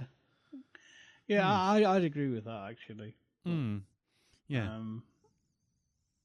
Yeah. There are some very scary bits in it, though. Oh yeah. Oh yeah. I'm not saying it's completely scare free, and certainly anyone who hears bah.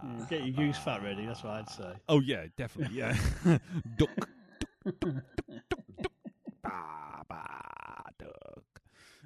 Yeah. I mean, you don't want to see anyone in a top hat within 10,000 miles of you after that film, but. But yeah, no, I think I thought it was a really good film, but it's not a horror film as in just Yarboo. It's actually got an emotional core to it that I think is quite interesting. Yeah. What about the guy who actually plays Richard Thornton, Julian Barrett? Thorncroft, yeah. The Mighty Boosh, is that worth a watch or not? Or is it more of this sort of stuff? No. This Mighty is tame. Yeah. Mighty Boosh. Boosh. Right. Boosh. I speaking for myself, Boosh is one of those comedies which really requires you to go with it.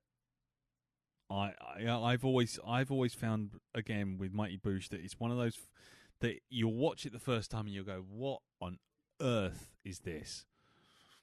And it's got so many weird non sequiturs and things that just fly off the side and little bits and bobs, and then you'll come back to it another time in a completely different mood, and you'll watch it and you'll just be laughing your tits off at strange asides with some alien that's going, "Get a load of my hexagonal penis, you dirty bitch," and you'll just be like, "What the fuck am I watching?" But you'll be laughing at it. That's it, the evil Cockney. Yeah, evil Cockney, and strange. Old Greg. Exactly, and there's, I'm the man in the moon, and there'll be all these really weird and outlandish, crazy characters, and you'll just go, actually, that's quite funny. But then you'll come back to it another time, and you'll be in a different mood, and it'll just not land. It's right. Definitely, it's a bit like Monty Python. old TV Monty Python, not film Monty Python. I always thought season 1 was the best one when they were in the zoo. Mm. You know, that kind of thing. Yeah. It's very like the Goodies, in fact. Oh yeah, the Goodies is a good example as well. Because the Goodies kind of had that kind of musical parody thread woven into the episode with the boosters as well.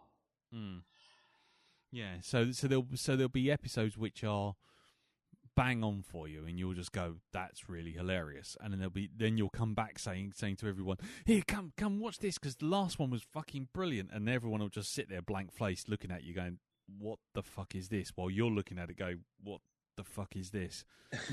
And that's basically been me with Boosh since the day I've watched it.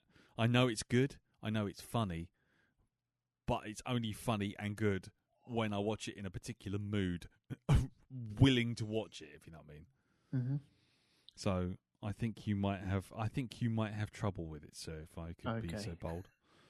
Fair enough. I mean, you can watch it. I mean, I'm not saying don't watch it. I'm just saying just don't be surprised if you watch the first episode and hate it entirely. Yeah.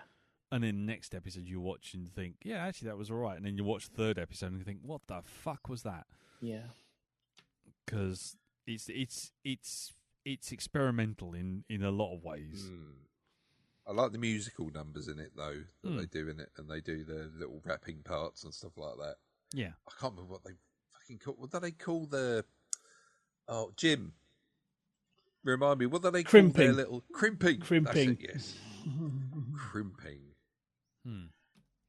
Soup spicy, carrot and coriander, crispy crouton, crunchy friends and liquid broth. Yeah, what was it? Miso. Japanese Prince of Soups. That one, yeah. Well, my favourite was the bouncy castle one. Bouncy, bouncy, shoes all in a line. Bouncy, bouncy, everything very fine. Bouncy, bouncy, feel I can touch the sky. Well, there you go, Elton. Yeah, cool. How are you feeling about that? Yeah, looking forward. I don't know. That was a thing. Yeah, there you go. Yeah, see, it depends how you feel like going with it. Do you feel like going with that? If you do, if you think songs about soup is hilarious, then that's it. Did you actually? I tell you what. Did you watch Garth Marenghi's Dark Place? No. Okay. Yeah, I think you might want to try that as well. If we're going to try crazy English comedies. Yeah. Yeah. Give that a spin. But, okay. Yeah. Greetings, traveller. I am Garth Marenghi. Blood, and bits of sick. Yeah. Who's in that then? That's got Richard Ayoade. It's also got Matt Berry and plays the excellent Alice Sanchez. Alice Lowe. Alice Lowe. That's it. Yeah. Yeah, and Matt Holness, who you probably haven't seen, but you'll know his dad. Yeah, because his dad played Blockbuster. He certainly did. Yeah, and was the first James Bond. Anyway, yeah, I think I hit like a Matt Berry wall. I just can't. No, can't do that. No, okay, that's fair. That's fair. I think that Lucien Sanchez is the role that defined Matt Berry, because he has literally been playing Lucien Sanchez in everything. Even his voiceovers, he is Lucien Sanchez. Yeah, on Absolute Radio, where he's a voiceover artist. Yeah. Absolute Radio. He does that, and he's just like, oh my God, man. Get it. Come on. Move on. But, yeah. Exactly. And I think, you know what? All this distraction and randomness kind of tells us that we've hit the end of the line on this review, which is both fine and yet somehow a shame. I feel like there's more to be said about Mindhorn, but frankly, I just can't get it out of my brain onto the page, if you know what I mean. I'm just kind of. It's a tough one. It really is. reviewing comedies, even if you like them, are still always bad because otherwise it's just us just saying words, isn't it? It's just like us just bringing up quotes. Yeah. Well, yeah, that's what happens in comedies. It is just either a quote-a-thon or you're like, nah, it was crap. And there's just no in between, really, is there? Yeah, exactly. You know, once you sort of say, he's not the Messiah, he's a very naughty boy. Mm-hmm. And then suddenly, right, okay, now let's talk about Life of Brian. Yeah, now piss off. Creeping about the cashier at 1:30 at night. Wise men. Oh, you're brought by a star, brought by a bottle, more like, now piss off. You know, and then that's the thing, it just evolves into that. I've been quiet for 34 years. I'm not going to stop that. Yeah, exactly. You break my Valor's Islands, break my bloody foot. I'll eat all my juniper berries. You lucky bastard. Proper little jailer's pet, aren't we? I lie here upside down, dreaming of being spat at in the face. Marvellous people, the Romans. Marvellous. Terrific. You'll probably get crucifixion. What? First offence? Crucifixion, first offence. It's the greatest thing the Romans ever done for us. Nail them up, I say. Nail them up. Sorry. And if that didn't prove that point, totally, I don't know what will. Right, okay, well, I think we'll bring it to a close here. Unless, if anyone else has any thoughts on Mindhorn out there, you've listened to us and thought, you bastards haven't given it the time of day. Jim was right. Darren was right. Darren, tell Lee and Elton they're miserable cunts. If you feel like saying things like that, then by all means, let us know. Drop us an email to feedback@blackdogpodcast.com. Or put a message up underneath this episode, which will be featuring on the Facebook group, which is facebook.com/groups/the Black Dog Podcast. Or if you like, go onto Twitter and @Black Dog Podcast. I do occasionally turn up, like people's stuff, and leave. So I will see your message if you send it to me. And that's it. So before we go, and before we do Darren's choice for next week, let's just do the around the table and see what everyone's doing in the outside world. Jim?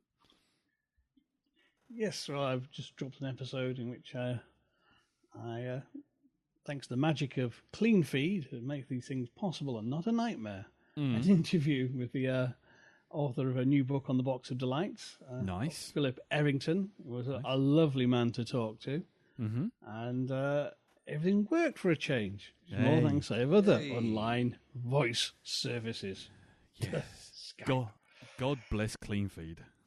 Yes, but I'll be releasing tomorrow or the next couple of days a very creepy John Masefield poem on From the Great Library of Dreams reading podcast. Mm-hmm. And I've got a new commentary club heading out this week as well, in which we go back and visit the Humphrey Bogart, Catherine Hepburn classic African Queen. Oh, man. Mm-hmm. Cracking film. We had a ton of fun doing that, going That's back to that. Cracking, that is. There's got to be at least one Bogart impression there. Come on. Well, probably several bad ones. Well, yeah, exactly. Yeah. Okay. And Catherine Hepburn. No, you're the most disgusting man I've ever met. Anyway, so how do you make a torpedo? How do you make a torpedo? Mr. Paris, warp factor 5. Oh, sorry, wrong person. Cool. Okay, and that's all on hypnagoria.com. Yes, it is indeed. Lovely. And what about you, Elton, over on Shonky Lab and Rogue 2? Well, last Friday I was planning on doing a lockdown lock-in, which would be a live episode of Shonky Lab on YouTube for everyone to come along and join in, a bit like we did on the last live episode. Unfortunately, did me back in, as was mentioned at the beginning of this episode. And so that has been moved to this Friday. So we're having a little lockdown lock-in on Shonky Lab this week on Friday. Cool. I may join in on that one if I get back from doing the overtime for the power down in the building. Maybe on that one. Anyone is welcome on that one. Anyone is welcome. Where will they find all of that? It'll be over at YouTube. Just look for Shonky Lab and subscribe to that. And I'll be letting everyone know on the Facebook group where to find it as well.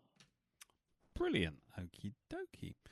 And right, well, I'm going to be on a podcast tomorrow. I'll be recording a podcast tomorrow, which will no doubt go out within the week by the time everyone's heard this, which will be me, Jem Williams, and Andy Palacides discussing that perennial subject which I try and bring up and everyone kind of rolls their eyes, which is Mass Effect, because the remaster, a Legendary Edition, got announced on November the 7th. The worst kept secret in entertainment. And they also announced another game, a new game. Yes, a new Mass Effect game, which is early development. And, of course, we're just going to... That's a good excuse for all three of us to geek out without anyone around us kind of rolling their eyes and tutting, because that's what we do when we get together. So, there you go. And that will be over on The Great Derelict, and I'll put posts up when that's ready to rock and roll. Darren, are you going to be in anything? Apart from maybe Elton's little lock-in there, no. Okie dokie. Right, well, in which case, it's down to you, sir, to play us out by telling us what it is we are going to be doing next week. Yes. So we've had a little bit of a discussion, of course, about this, and we feel as though something that's come up rather randomly here, it's a film that we have done before, but it is paying tribute to Sean Connery, of course, one of his more famous acting efforts, and that's Indiana Jones and the Last Crusade. Junior. Yeah. Oh. So expect lots of very bad Sean Connery. Yes, you're fucking...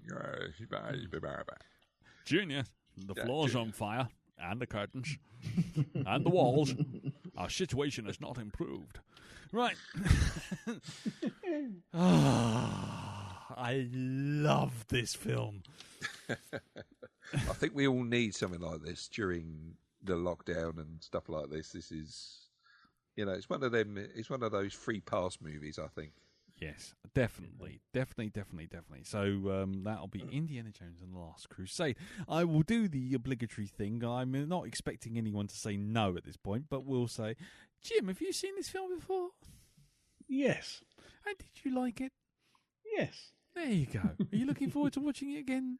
I am. I've not seen it for probably since we last did it on Black Dog, actually. Yeah, it was about 6-7 years ago now, I think. And Elton, what about you? I have seen this many, many times, and it is up there as one of my favourite movies of all time. Yeah, I go along with that. There are not many films where I can watch, even if it starts in the middle. If you flick over in the middle of in the middle of the film, you will sit there and watch it to the end. Yep. Raiders is one, Jaws is another.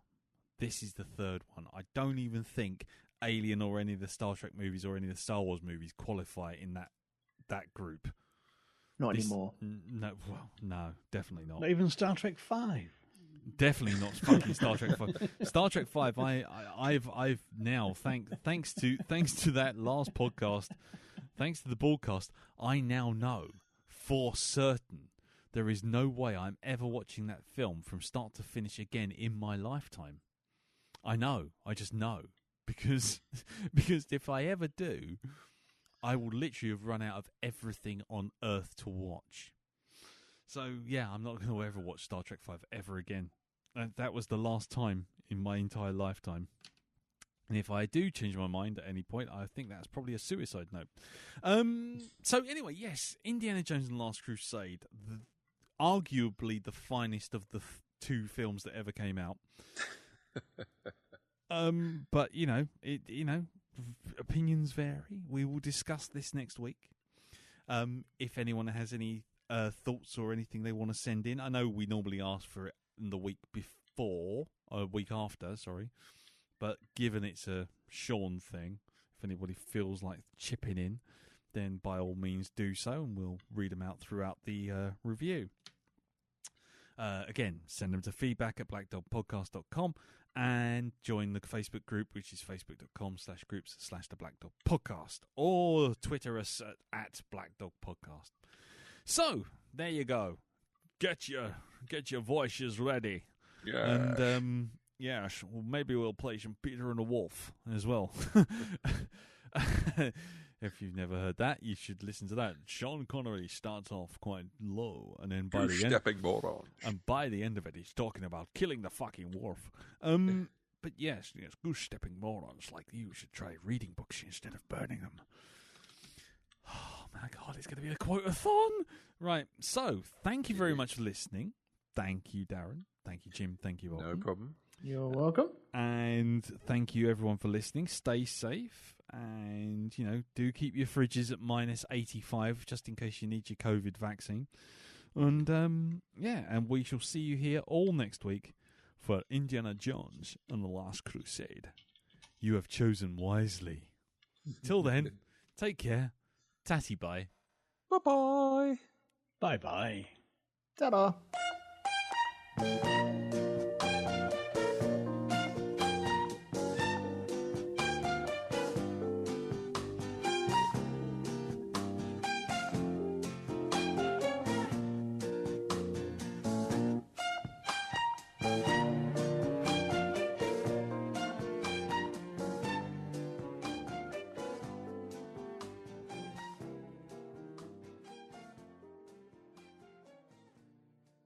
Close your cunt!